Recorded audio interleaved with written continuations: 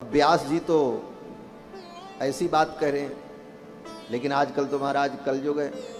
कलयुग में तो व्यास से भी बड़े बड़े ज्ञानी पैदा हो रहे हैं, तथाकथित ज्ञानी, जो अपने ज्ञान का कचरा समाज में फैला रहे हैं। उसी ज्ञान के कचरे में एक कचरा ब्रह्मा कुमारी संप्रदाय भी है। हम उसके मूल विषय पर कहना चाहते हैं। ब्रह्मा कुमारी संप्रदाय वालों का तो जो सिद्धांत है, ऊल जलूल, जिसका शास्त्र से कोई लेना देना नहीं, दूर दूर तक कोई मतलब ही नहीं। वो कहते हैं ब्रह्म अलग है, परमात्मा अलग है। उनसे पूछो वेदव्यास के बाप हो तुम, वेदव्यास से ज्यादा ज्ञान था तुमको। कहते ब्रह्म अलग है, परमात्मा अलग है, ईश्वर अलग है, काल की गणना भी बेतुकी। बोले कृष्ण पहले अवतार लिए, राम बाद में भय। और इन मूर्खों के चक्कर में बड़े बड़े पढ़े लिखे मूर्ख पढ़ते हैं। उनको पढ़ा लिखा मूर्ख मैं कहता हूं। दुनिया में कोई ऐसा ज्ञान विज्ञान नहीं है जो हमारे सनातन धर्म में न हो। और इसकी मूल धारा से जुड़कर वेद, रामायण, गीता, भागवत के आधार पर तत्व को समझो। व्यक्तिवादी मत बनो, सिद्धांतवादी बनो। व्यक्तिवादी बनोगे तो भ्रम होगा। कोई व्यक्ति पूर्ण नहीं है, पूर्ण तो भगवान है। व्यक्ति कोई पूर्ण नहीं है, इसलिए व्यक्तिवादी बनोगे, कल को वह व्यक्ति गलत भी बोलेगा तो व्यक्तिवादी होने के कारण आपको वही मानना पड़ेगा और आपका भी पतन होगा। इसलिए व्यक्तिवादी कभी नहीं होना चाहिए, सिद्धांतवादी बनो। जो सिद्धांत की बात करता है तब तक ठीक है, सिद्धांत से हट गया तो फिर वो ठीक नहीं है। चाहे वो ब्रह्मा ही क्यों ना हो, ब्रह्मा कुमारी तो बहुत दूर की बात है, ब्रह्मा ही आ जाए महाराज। और ब्रह्मा से भी बड़े कौन? बोले भगवान। भगवान भी आ जाएं, लेकिन अगर सिद्धांत के विपरीत बोलें तो भगवान की भी बात हमारे यहां नहीं मानी जाती। मैं उदाहरण के सहित कहता हूं, भगवान बुद्ध का अवतार देख लो। 24 अवतार में भगवान का एक अवतार बुद्ध अवतार है। 24 अवतार में बुद्ध अवतार है ना। बुद्धो नामना जनसुतः कीकटेषु भविष्यति। वेदव्यास जी ने भागवत में बुद्धावतार की भविष्यवाणी की है, क्योंकि तब बुद्धावतार नहीं हुआ था जब भागवत लिखा वेदव्यास जी ने। बुद्धावतार तो अभी 2500 वर्ष पहले हुआ, और ये भागवत 5128 वर्ष पूर्व की है। तब बुद्ध भगवान के अवतार की घोषणा की वेदव्यास जी ने।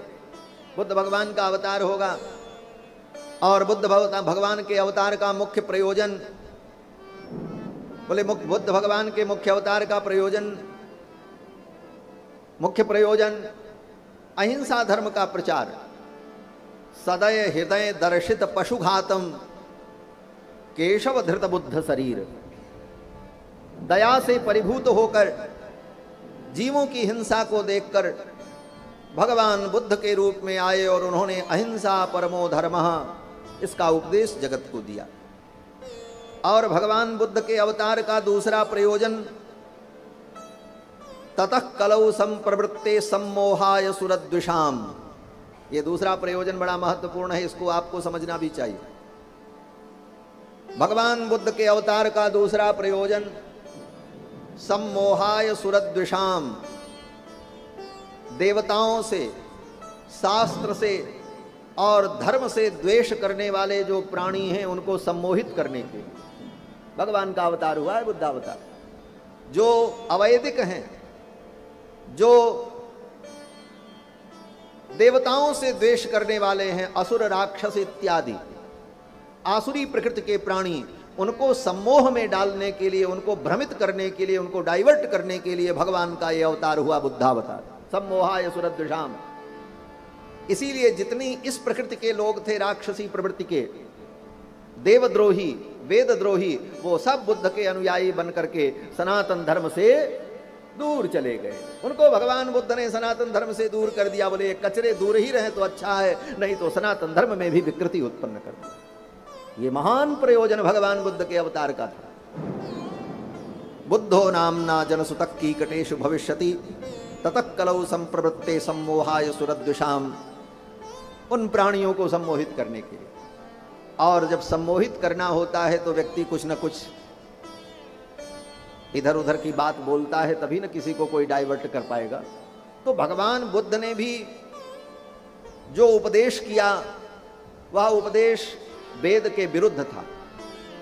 वेदों का जो सिद्धांत है उस सिद्धांत के विरुद्ध, उससे विपरीत उपदेश बुद्ध भगवान ने दिया, क्योंकि उन प्राणियों को डाइवर्ट करना था, इधर नहीं आने देना था।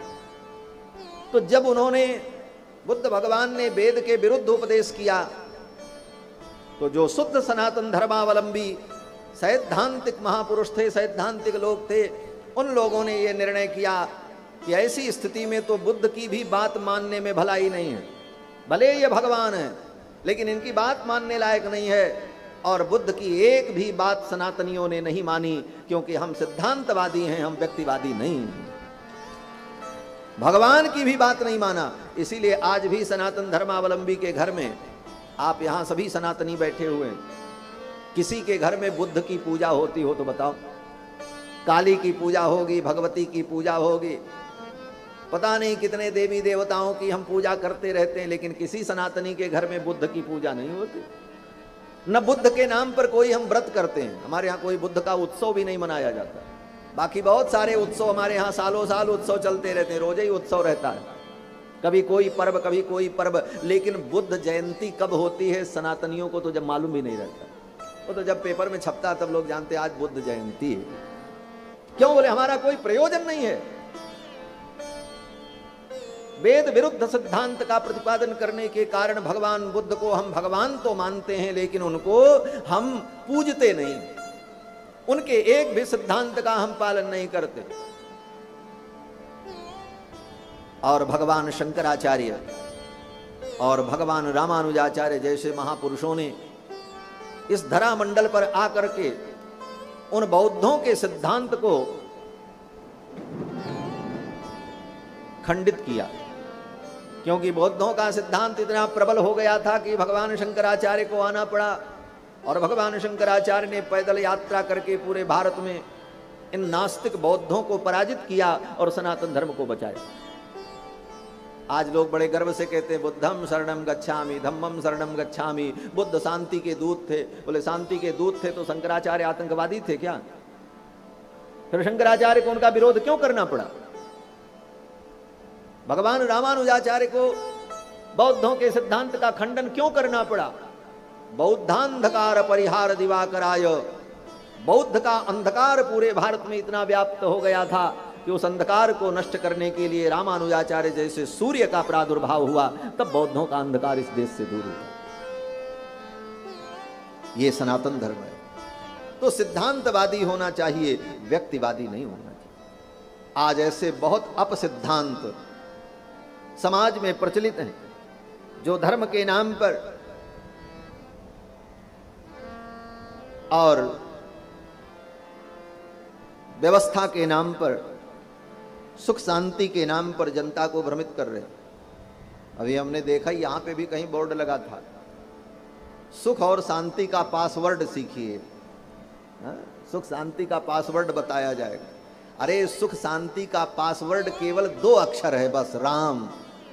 बस इसी में सारा सुख है। जो आनंद सिंधु सुख राशि, सी करते त्रैलोक्य सुपासी, सो सुख धाम राम असनामा। इसी में सारा सुख है। कहां से पासवर्ड की क्या जरूरत? उसके लिए 10 घंटे के प्रवचन की जरूरत नहीं। एक शब्दों में किसी भक्त ने कहा सुख का मतलब आराम, और हर व्यक्ति को आराम चाहिए। आराम कौन नहीं चाहता? बोले 2 मिनट में सारी बात बता देते हैं।